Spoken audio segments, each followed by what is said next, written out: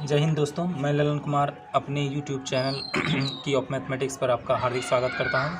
आइए तो ये क्लास 10 के प्रश्नावली 9.1 जो है इसके क्वेश्चन नंबर 2 को जानते हैं। और यह क्वेश्चन बहुत ही इंपॉर्टेंट है, प्रायः ये एग्ज़ाम में कई बार पूछा जा चुका है और यह क्वेश्चन 4 नंबर में ही पूछा जाता है। आइए इसको हम जानने का प्रयास करते हैं। तो सबसे पहले क्या है दोस्तों कि यहाँ पर जो है आप लैंग्वेज को अच्छा से पढ़ें, क्योंकि लैंग्वेज बेस्ड क्वेश्चन है, लैंग्वेज से पिक्चर बनता है तब जाकर यह सॉल्व हो पाता है। तो देखिए क्या कहता है, बोल रहा है आंधी आने से एक पेड़ टूट जाता है। अब देखते हैं पेड़ कई तरह का होता है, लेकिन यहाँ पर जो पेड़ की बात हो रही है वो हम जो है स्ट्रेट पेड़ की बात करते हैं, एक सीधा पेड़ की बात करते हैं। बोल रहा है बोलता है अब कि टूट जाता है और टूटा हुआ पेड़ इस प्रकार मुड़ जाता है कि पेड़ का शिखर ज़मीन को छूने लगता है। सबसे पहले आप एक पेड़ बना दीजिए, ये मान लीजिए हमारा पेड़ है।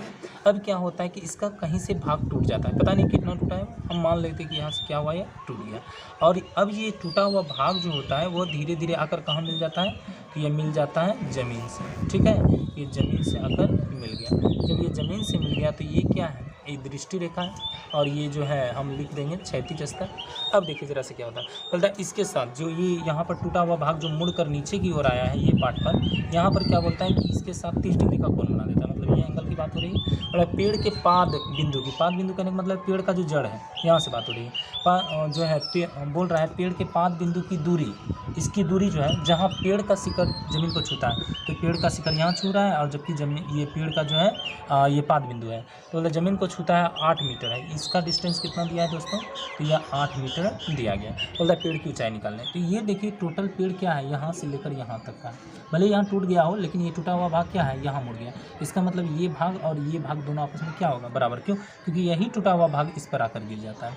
ठीक है, तो इसलिए यहाँ पर क्या हो जाएगा दोस्तों, तो ये पार्ट और जो ये पार्ट है ये आपस में क्या हो जाएंगे, बराबर हो जाएंगे। मैं इसको थोड़ा बड़ा कर दूँ तो ये देखिए यहाँ पर मैं सी देता हूँ और यहाँ डी देता हूँ, तो ये ए सी जो है वो किसके बराबर हो जाएगा, डी सी, क्योंकि यही टूटा पार्ट ऐसे लटक गया और यहाँ ज़मीन को छूने लगा और इसका डिस्टेंस 8 मीटर। अब हमको निकालना क्या है, टोटल ए सी निकालना है, ये डिस्टेंस फाइंड करनी है। ठीक है, तो ये डिस्टेंस फाइंड करेंगे तो इसको हमको कुछ ना कुछ कंसीडर करना होगा। हम इसको क्या मान लेते हैं, एच मान लेते हैं, टोटल लेंथ। तो एच मतलब क्या है, ए सी और डी सी दोनों को मिलाकर है।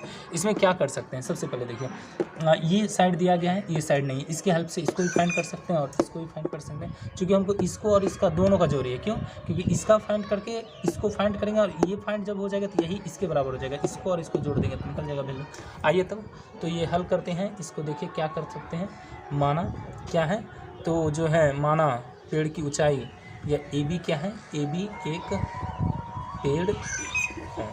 ठीक है, अब टूटा हुआ शिखर क्या है, तो देखिए ए सी ही टूट कर क्या हुआ है, डी सी बन चुका है, अर्थात यहाँ पर क्या होगा, A C is equal to D C होगा। यही टूटा हुआ शिखर इसको टच करता है। जबकि देखिए उन्नयन कोण का वैल्यू क्या है, तो सी डी बी। ठीक है, इसका वैल्यू दिया है 30 डिग्री और ये बी डी क्या दिया है दोस्तों, तो बी डी बराबर दिया है 8 मीटर। हमको निकालना क्या है, पेड़ की ऊंचाई, जो वैल्यू क्या है, तो एक्चुअल में एच है। आइए हल करते हैं। सबसे पहले देखिए समकोण त्रिभुज, समकोण त्रिभुज CBD में क्या है, तो दोस्तों ये एंगल देखिए, यह है इसके अकॉर्डिंग ये क्या हो जाता है P। अगर ये P मतलब लंब हो गया, ये कैसे लंब हुआ और ये हो जाता है आधार, ये कैसे हुआ और ये हो जाता है H। इसे जानने के लिए आपको मेरे ट्रिग्नोमेट्री वीडियो पर जाकर देखना चाहिए। आइए दोस्तों, तो यहाँ पर ये जान गया हमने क्या, इस एंगल की वजह से ये क्या हो रहा है, हमारा लंब हो रहा है, मतलब परपेंडिकुलर हो रहा है, जबकि ये पार्ट क्या हो रहा है, बेस हो रहा है। तो लंब और बेस के बीच रिलेशन आप पढ़े होंगे, P/B या B/P, ये दोनों में से कोई एक हम लगा सकते हैं, ये हमारे मन पर निर्भर करता है। तो आप पढ़े होंगे किस फंक्शन का P/B होता है, P/B कहने का मतलब है लंब बाय आधार। तो ये होता है टेन थीटा। थीटा का वैल्यू कितना मिला दोस्तों, तो ये 30 डिग्री है। तो अर्थात टेन बराबर क्या होता है, P/B। तो P क्या है, BC और B क्या है, तो BD है। अब देखिए टेन 30 डिग्री, टेन 30 का वैल्यू आपको याद रहना चाहिए, ये होता है 1/√3। और BC का वैल्यू देखिए, तो BC हमको फाइंड करना है, नहीं पता है। BD क्या है, 8 है। अब इसका वैल्यू क्या आ जाता है दोस्तों, तो BC बराबर आ जाता है 8√3, यही आता है। अब देखिए इसको हम यहाँ पर परिमेयकरण भी कर सकते हैं या यहाँ पर भी छोड़कर अपना काम कर सकते हैं। तत्काल हम यहीं पर इसको रोक देते हैं, अर्थात यहीं पर इसको निकाल कर छोड़ देते हैं। अगला स्टेप देखिए दोस्तों, अब क्या हो सकता है, हमको चाहिए DC। क्यों, DC AC के बराबर है, यही टूटा हुआ भाग यहाँ आया है, तो कैसे निकाल सकते हैं, ये B है और ये H है। तो पुनः क्या कर सकते हैं, पुनः हम कर सकते हैं। अब देखिए B/H किस फंक्शन के लिए होता है, cos थीटा के लिए। थीटा कितना है, 30 डिग्री।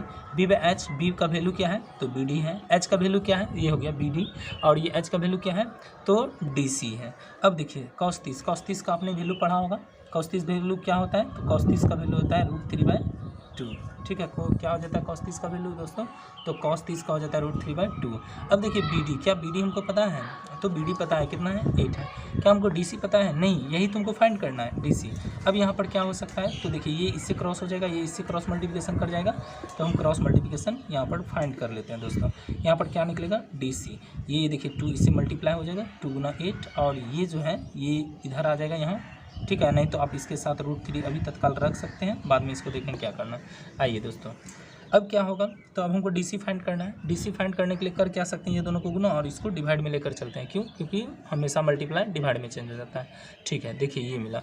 अब यहाँ पर देख क्या सकते हैं, हमने इसका भी वैल्यू फाइंड किया है, अर्थात DC का। अब हमको टोटली H निकालना है, मतलब हमको निकालना है क्या, तो पेड़ की ऊंचाई। पेड़ की ऊंचाई के लिए हमको क्या क्या चाहिए, BC और AC चाहिए। AC किसके बराबर है, तो DC के बराबर है। यहाँ पर हम लिख सकते हैं क्या, चूँकि AC बराबर क्या है, तो देखिए हमने लिखा है AC बराबर क्या है DC, और इसका वैल्यू हमने निकाला क्या है 16/√8 निकाला है। ये निकाला है, नहीं दोस्तों गलती हो गया, सॉरी, यहाँ पर जो है √3 हमने निकाला था। ठीक है, आइए यहाँ पर क्या हो जाएगा, √3 हो जाएगा। तो अब क्या हुआ, AC और DC दोनों आपस में इक्वल है। हमको निकालना है पेड़ की ऊंचाई।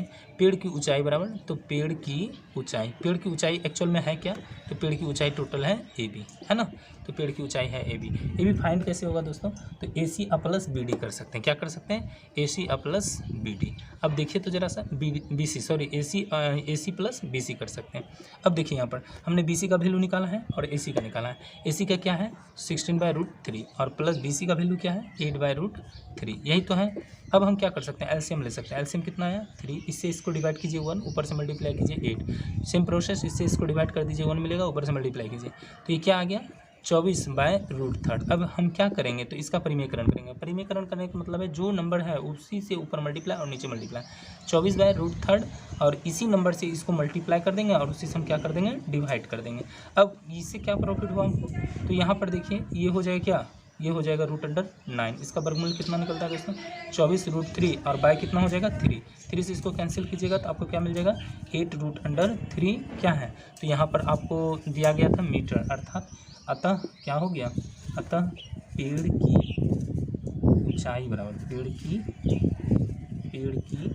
ऊंचाई बराबर हमने कितना निकाला, तो ये लिख दीजिए आप 8√3 मीटर।